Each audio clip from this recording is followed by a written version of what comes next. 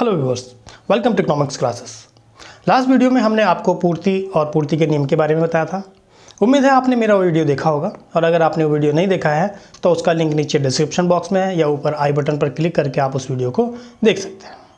आज हम पूर्ति से रिलेटेड दूसरा टॉपिक भी डिस्कस करेंगे। आज जो टॉपिक हम डिस्कस करने जा रहे हैं वो है पूर्ति की कीमत लोच या प्राइस इलास्टिसिटी ऑफ सप्लाई। तो चलिए फिर विदाउट वेस्टिंग टाइम हम अपना टॉपिक शुरू कर लेते हैं। देखिए, पूर्ति के नियम में हमने आपको ये बताया था कि कीमत परिवर्तन होने पर पूर्ति में परिवर्तन किस तरह से होता है। देखिए, पूर्ति का नियम भी मांग के नियम की तरह ही एक गुणात्मक नियम भी है। ये तो बता देता है कि पूर्ति में किस दिशा में बदलाव होगा, लेकिन ये नहीं बताता कि कितनी मात्रा में बदलाव होगा या बदलाव किस अनुपात में होगा। तो यदि हमें ये पता करना हो कि कीमत परिवर्तन होने पर पूर्ति में किस दिशा में और कितना परिवर्तन होगा या किस अनुपात में परिवर्तन होगा, तो अगर हमें ये जानना है तो उसके लिए हमें पूर्ति की कीमत लोच निकालनी पड़ेगी। देखिए, किसी वस्तु की पूर्ति की लोच को हम इस तरह से कह सकते हैं कि किसी वस्तु के कीमत में परिवर्तन होने के फलस्वरूप उस वस्तु की पूर्ति में होने वाला आनुपातिक परिवर्तन की माप उस वस्तु की पूर्ति की लोच कहलाता है। या इसे हम साधारण शब्दों में कहें कि अगर किसी वस्तु की कीमत में परिवर्तन हो जाए और उस परिवर्तन के फलस्वरूप उस वस्तु की पूर्ति में जो भी आनुपातिक या प्रतिशत परिवर्तन आया है उसकी माप को हम पूर्ति की कीमत लोच कहेंगे। और अगर हम इसे सूत्र रूप में देखें तो हम इसको सूत्र रूप में इस तरह से कह सकते हैं, पूर्ति में आनुपातिक परिवर्तन बटे वस्तु की कीमत में आनुपातिक परिवर्तन। तो इस तरह से हम किसी वस्तु की पूर्ति की कीमत लोच निकाल सकते हैं। चलिए बात करते हैं पूर्ति की लोच की श्रेणियों की। देखिए, जिस प्रकार से मांग की लोच की 5 श्रेणियां थी, उसी तरह से जो पूर्ति है उसकी लोच की भी 5 श्रेणियां हैं। तो इनको हम एक एक करके डिस्कस करते चलते हैं। जो पहली श्रेणी हम कह सकते हैं वो है पूर्णतः लोचदार पूर्ति। पूर्णतः लोचदार पूर्ति से मतलब है कि जब किसी वस्तु की कीमत में कोई परिवर्तन ना हो और उसकी पूर्ति में बहुत सारा परिवर्तन हो जाए, या बिना कीमत परिवर्तन के ही उसकी पूर्ति में परिवर्तन होता चला जाए, तो इस प्रकार की पूर्ति को हम लोचदार पूर्ति कहते हैं। इसको उदाहरण रूप से हम इस तरह समझ सकते हैं कि मान लीजिए किसी वस्तु की कीमत 5 रुपये पर एक फर्म उस वस्तु की 6 इकाइयों की पूर्ति करती थी, और 5 रुपये कीमत पर ही अगर वो 10 इकाइयों की पूर्ति करती है, तो इसका मतलब है कि पूर्ति की जो लोच है वो पूर्णतः लोचदार पूर्ति है। यहाँ पर इसको हम इस चित्र से यहाँ पर देख सकते हैं कि 5 रुपये कीमत पर किसी वस्तु की 6 इकाइयाँ थी और 5 ही रुपये कीमत पर उसकी 10 इकाइयाँ हो गई। तो इस चित्र में आप यहाँ पर देख सकते हैं कि ये 5 ही रुपये कीमत पर 6 वस्तुओं की भी मांग की जा रही थी और 5 ही रुपये कीमत पर ये 10 वस्तुओं की भी मांग की जा रही है। इसके बाद जो अगली श्रेणी है उसको हम कह सकते हैं लोचदार पूर्ति या इकाई से अधिक लोचदार पूर्ति। यहाँ पर इसका अर्थ है कि जब भी कीमत में जो परिवर्तन हो रहा है, तो जो पूर्ति में परिवर्तन है वो परिवर्तन उस कीमत के अनुपात से अधिक हो। यानी जिस अनुपात में कीमत में परिवर्तन हुआ है, पूर्ति में उससे अधिक अनुपात में अगर परिवर्तन हो जाता है तो उसको इकाई से अधिक लोचदार या लोचदार पूर्ति कहते हैं। इसको उदाहरण रूप से हम इस तरह से समझ सकते हैं कि मान लीजिए कि 20 रुपये कीमत पर कोई फर्म किसी वस्तु की 30 इकाइयों की पूर्ति करती है और 30 रुपये कीमत पर वो फर्म उस वस्तु की 60 इकाइयों की पूर्ति करती है। तो यहाँ पर देखेंगे कि जिस अनुपात में कीमत में परिवर्तन हुआ है, पूर्ति उससे अधिक अनुपात से बढ़ी है। चलिए जरा हम इसको यहाँ पर इस चित्र से समझने की कोशिश करते हैं। यहाँ पर आप देख सकते हैं कि 20 रुपये कीमत पर 30 वस्तुओं की पूर्ति की जाती है, लेकिन अगर कीमत 20 से बढ़कर 30 हो जाती है तो वस्तुओं की जो पूर्ति है वो 60 हो गई। तो यहाँ पर आप देख रहे हैं कि जो कीमत है, कीमत में तो केवल 10% का बढ़ोतरी हुई है, लेकिन जो पूर्ति है, पूर्ति में 30% की बढ़ोतरी हो गई। यानी लगभग 3 गुना जो है पूर्ति में बढ़ोतरी हो गई। तो इस प्रकार की जो पूर्ति है इसको हम कहते हैं इकाई से अधिक लोचदार पूर्ति या लोचदार पूर्ति। चलिए अब इसके बाद हम बात कर लेते हैं इकाई लोचदार पूर्ति की। देखिए, इकाई लोचदार पूर्ति ये बताती है कि जिस अनुपात में कीमत में परिवर्तन हुआ है, अगर उसी अनुपात में पूर्ति में भी परिवर्तन होता है तो उसको हम इकाई लोचदार पूर्ति कहते हैं। इसको जरा हम इस उदाहरण से समझने की कोशिश करते हैं। तो यहाँ पर हम इसको इस तरह समझ सकते हैं कि 10 रुपये कीमत पर किसी वस्तु की 20 इकाइयों की पूर्ति की जा रही है और 15 रुपये कीमत पर उस वस्तु की 30 इकाइयों की पूर्ति की जा रही है। यानी जिस अनुपात में कीमत में परिवर्तन हो रहा है उसी अनुपात में उस वस्तु की पूर्ति में भी परिवर्तन हो रहा है। तो चलिए जरा हम इसको यहाँ पर इस चित्र से समझने की कोशिश करते हैं। तो यहाँ इस चित्र में आप देख सकते हैं कि ये जो हमारा पूर्ति वक्र है, ये पूर्ति वक्र सीधा इस तरह से आपका बढ़ रहा है। यानी जिस अनुपात में हमारी कीमत में परिवर्तन हो रहा है उसी अनुपात में पूर्ति में भी परिवर्तन हो रहा है। चलिए उसके बाद बात करते हैं इकाई से कम लोचदार पूर्ति।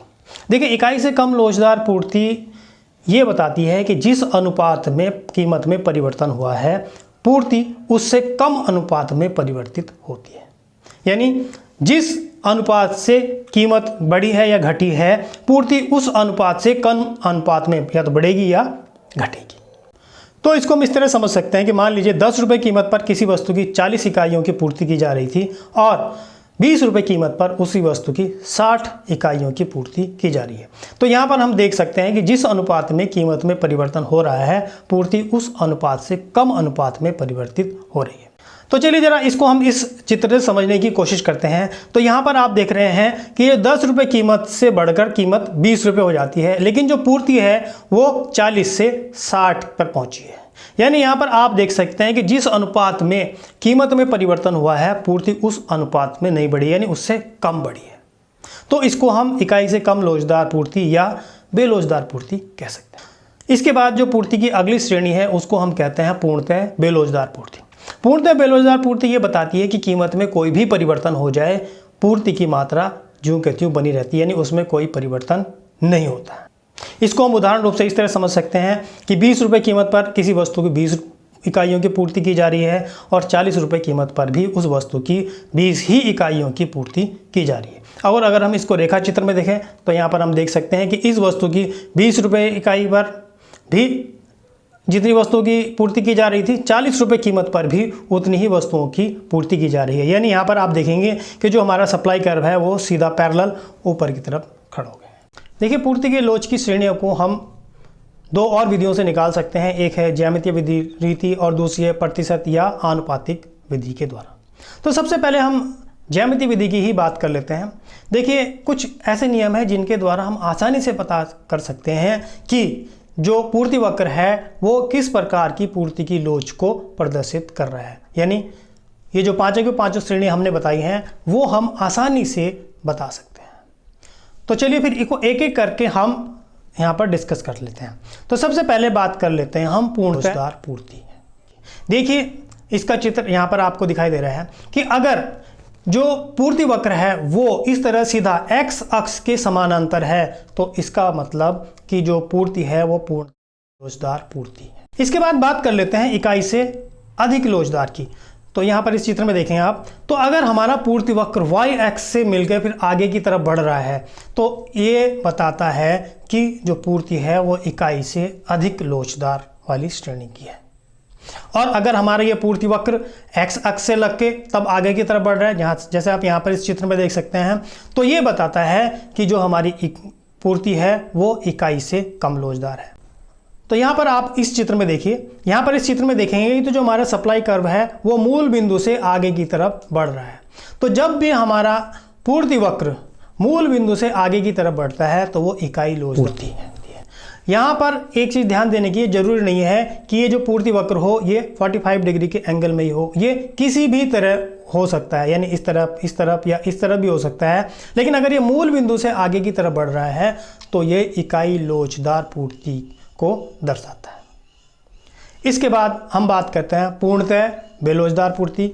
यानी यहाँ पर आप देख सकते हैं कि अगर हमारा पूर्ति वक्र y एक्स के समानांतर है, यानी y एक्स के पैरेलल है, तो यहाँ पर पूर्णतः बेलोचदार पूर्ति दिखाती है। तो इस तरह से हमने यहाँ पर देखा कि पूर्ति वक्र को देखकर हम बता सकते हैं कि पूर्ति वक्र किस प्रकार की लोच की श्रेणियों को बता रहा है।